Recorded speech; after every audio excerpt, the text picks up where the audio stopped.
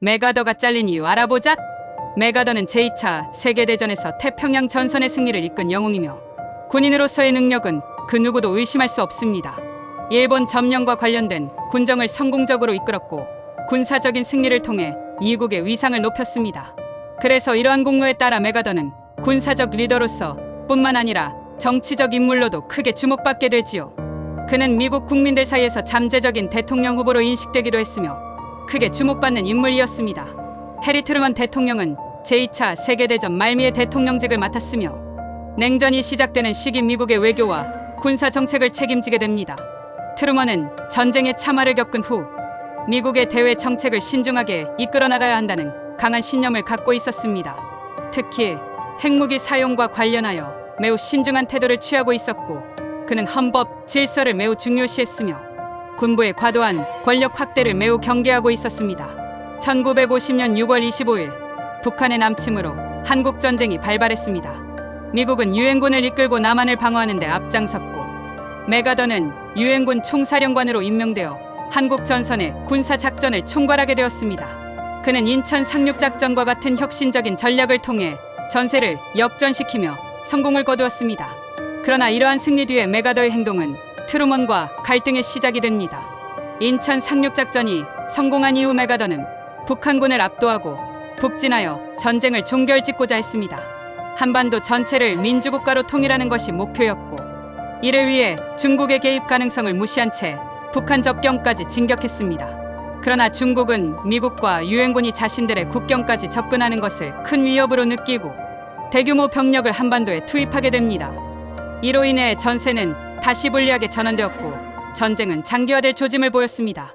메가더는 중국이 개입한 후에도 중국과 북한에 대한 공세적인 군사 전략을 주장했습니다. 그는 중국 본토에 대한 공습을 감행하고 핵무기를 사용하여 전쟁을 종결지어야 한다고 하였습니다. 그러나 트루먼 대통령과 미국 정부는 이에 반대했습니다. 트루먼은 중국과의 전면전을 피하고 전쟁이 한반도 내에서 제한적으로 끝나기를 원했습니다. 냉전이 시작된 상황에서 소련과의 직접적인 충돌 가능성을 우려한 트루먼은 메가더의 주장이 전쟁을 더 확산시키고 3차 세계대전으로 이어질 수 있다고 판단했습니다. 메가더는 자신이 구상한 전략을 미국 국민들에게 적극적으로 어필했고 여러 차례 공개적으로 트루먼의 정책을 비판했습니다. 또한 자신의 견해를 담은 서한을 의회 지도자들에게 보내 트루먼 행정부의 정책에 반대하는 입장을 명확히 했습니다. 그러나 이런 행동은 미국의 헌법, 질서를 위반할 수 있는 위험한 행동이기도 했습니다. 미국에서는 군인이 정부의 명령을 따르는 것이 헌법적으로 매우 중요한 원칙인데 메가더는 이 원칙을 무시하고 자신만의 군사적 견해를 관철시키려 했습니다. 1950년 10월 15일 메가더와 트루먼이 마주본 단 한 번의 만남이 있었습니다. 그는 군 통수권자인 트루먼을 만났지만 트루먼에게 경례를 하지 않고 단순히 손을 내밀어 악수만 청했습니다. 이를 본 많은 사람들은 경악을 했으며 그 둘만의 대화에서 직속상관인 트루먼에게 오만하게 대한 메가더의 언행을 두고 기자들 역시 오만방자하다는 코멘트를 남겼습니다. 트루먼은 메가더의 독단적인 행동이 군부의 권력 남용으로 이어질 수 있다고 판단했고 이는 민주주의 원칙에 위배된다고 보았습니다. 따라서 그는 군사적 승리와는 별개로 헌법적 질서를 수호하기 위해 메가더를 해임할 필요성을 느꼈습니다.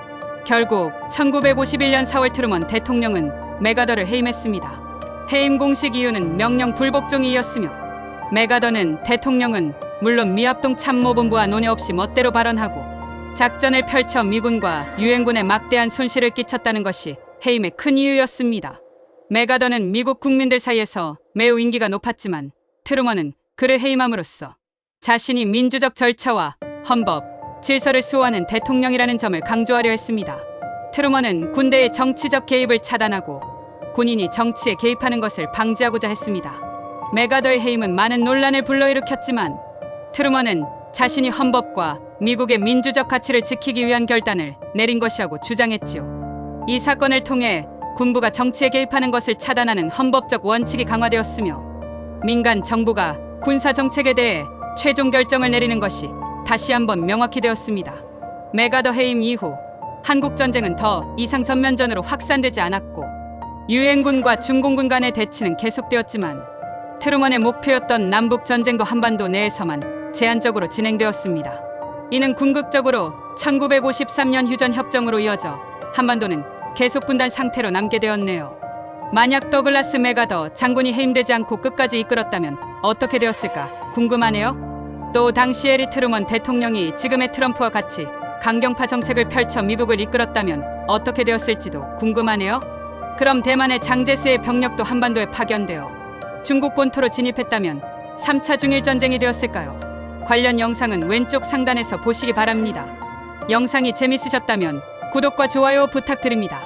끝까지 시청해주셔서 감사합니다.